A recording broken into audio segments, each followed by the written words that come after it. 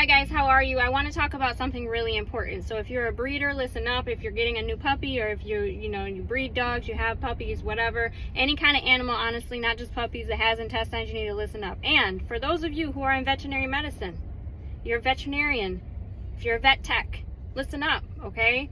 Because this is something that has been, I guess what they want to say is like labeled as low risk or almost rare. And unfortunately, I think it happens a lot more than what people realize, but people don't invest the money into getting it actually diagnosed. So let's just jump right into it. There is something called intussusception, or intussusception, Intussusception. What that means is that the intestine actually telescopes inside of itself, okay? There's two forms of this. There is a self-reducing intussusception, and then there is a full blockage type of intussusception. So the telescoping one is considered the self-reducing. Basically, it corrects itself. So it slides inside of itself, and then it opens back up, and it slides inside of itself and opens back up. If you're going to have an intussusception, that's the best one to have, because you're going to have complications and side effects of it doing that, but it doesn't form a full blockage that will then result in death or necrotic tissue of the bowel dying, okay? The reason why I am exaggerating this is because I unfortunately, being a nurse, I see a lot of stuff, right? I have a lot of experience with a lot of stuff. I've been in nursing for a long time. I've had human babies that I've taken care of like this. I've had adults who have had this, from rapid diarrhea or diet changes, whatever they want to call it. But as a breeder, I had a puppy that had this as well, and that's where I really got keyed in on the side effects, the symptoms, what to really watch for, because it's devastating, but it is fixable if caught soon enough. So the first thing I want to talk about is, how does it happen? It happens because the high motility in the bowel. So diarrhea, basically. That's like the number one reason why this can happen. So essentially, parasites, anything that's going to cause high motility in the bowel. Parasites are the number one leading thing. Weaning, the puppy I had with it started with diarrhea after weaning. We were weaning from mother's milk to the kibble. Puppy got diarrhea. I didn't catch it quick enough until we got to a few days later, which I'll go into the symptoms in a minute. But the two big times you're going to see it in puppies for us breeders out there is when you have a parasite issue and the puppy has diarrhea, or you're weaning and your puppy gets diarrhea. You can also get this, puppies can get it later on. Say they go to a campground or something, get exposed to a virus, and they got diarrhea from that. They can get it from that as well. So the symptoms you're looking for a self-reducing, remember that's the one that goes in itself and then comes back out. Symptoms you're looking for is puppy acts normal.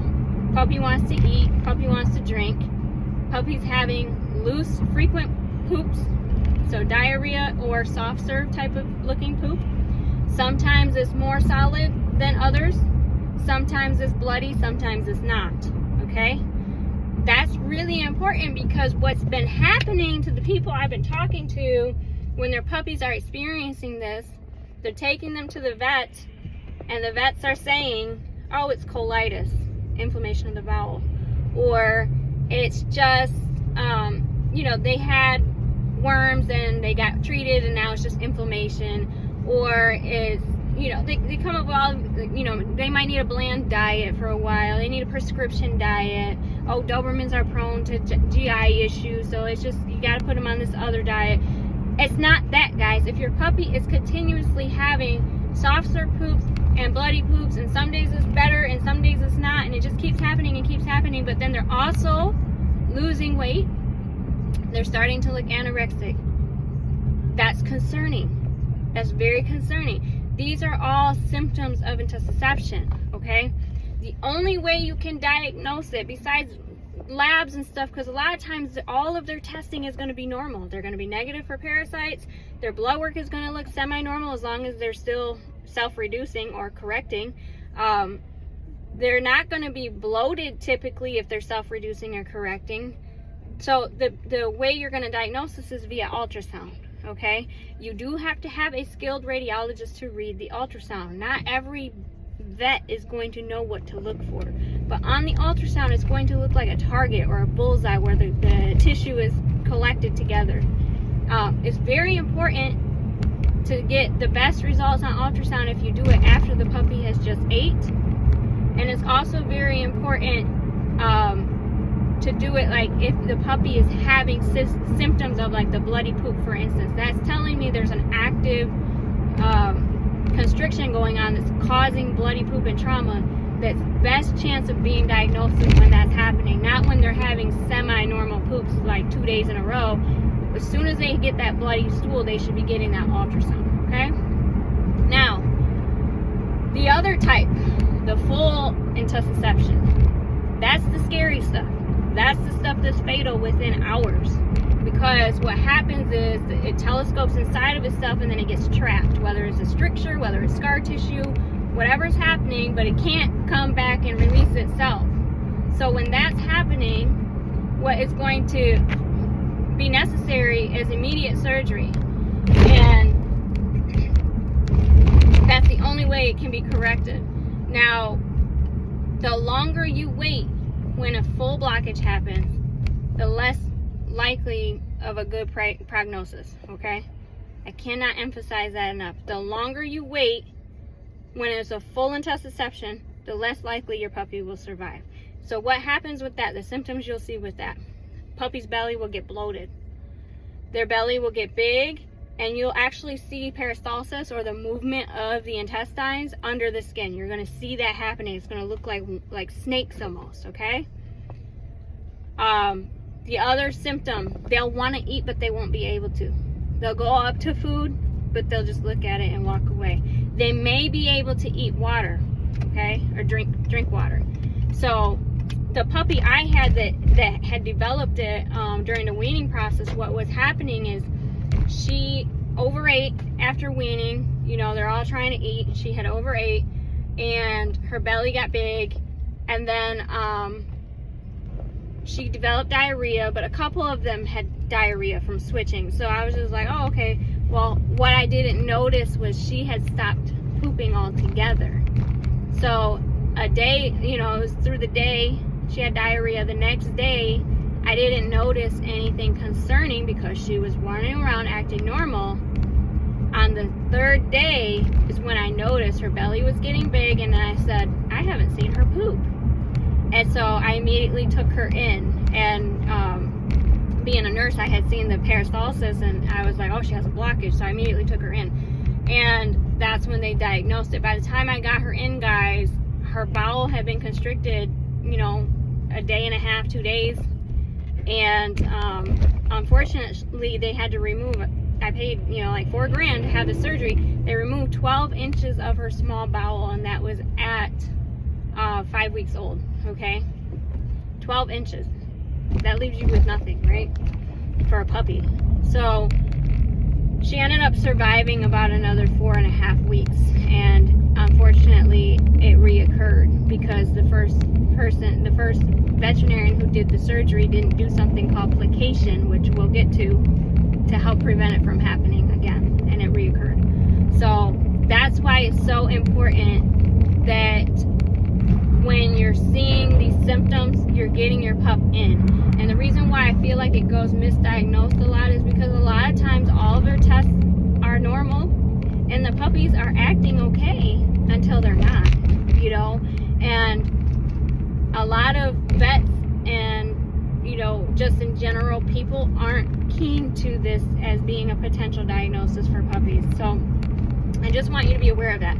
Unfortunately, one of the puppies that was just born into Sargent and Avalon's litter from the outside breeding had diarrhea and now has intussusception. I was very concerned about this early on, and I had been talking to the new owner, like the puppy needs an ultrasound, puppy needs, you know, I'm 99% sure this is intussusception. I just had it in my gut, this is what it was. And she went to her vet, who basically said that he didn't think that's what it was. I told her, please just push for ultrasound. She ended up finally getting ultrasound days later because the vet didn't think it was urgent. ultrasound was, oh, we'll give you the results next week. Puppy's having diarrhea, and it's exactly what I was explaining, where it's soft serve, then it's bloody, then it's soft serve, then it's bloody. Puppy's losing weight, starting to look skinny. And she took the baby to the emergency vet finally on this weekend, because the puppy was constantly stooling every few, 30 minutes or so. They also said that they didn't think this was the problem. And after she explained to them what I was telling her, and they basically said that I'm dealing with people medicine and they're dealing with animals, so it's not the same. Hello? Those of you in veterinary medicine who might be following this video right now, animal medicine and people medicine is kind of the same. We both have freaking intestines that slide in and out and do things. They move, they digest food, they can get trapped. So I'm freaking PO'd right now. But anyway, they sent her home with prescription diet. Oh, it's colitis. He's got gas. Give him this bland diet. Here's a dewormer in case there's any more parasites or anything like that that could be potentially leading to this. And the original ultrasound that she got last week, they called her today and confirmed it's an intussusception. So now he needs surgery. You guys, please know this happens a lot. It's not genetic. It's not a congenital thing that they're born with. It's something that can happen as a result of diarrhea.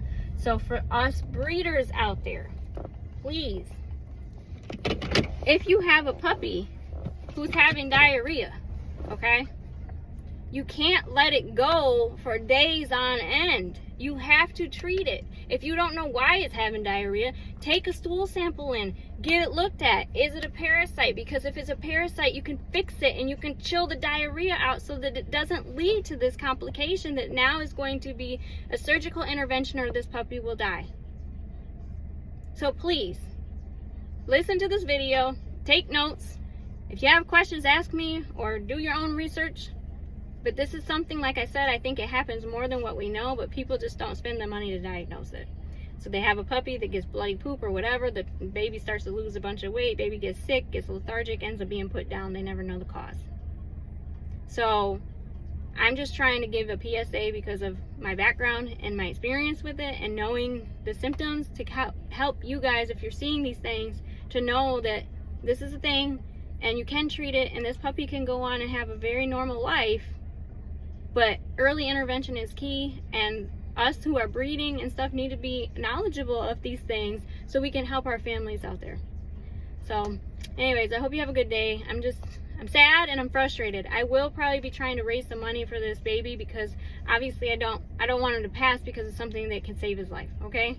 So we're trying to get an idea of when he can get the surgery. I would say this is an urgent thing. You don't want to wait on it, even if it is self-reducing, because the chances of it getting stuck are still very high because it's constantly sliding in and out. And the more it does that, the more scar tissue forms, the more trauma is there, and the less likely that he can have a normal life. So thanks for listening to the rant. If you have questions, let me know. I will talk to you guys soon.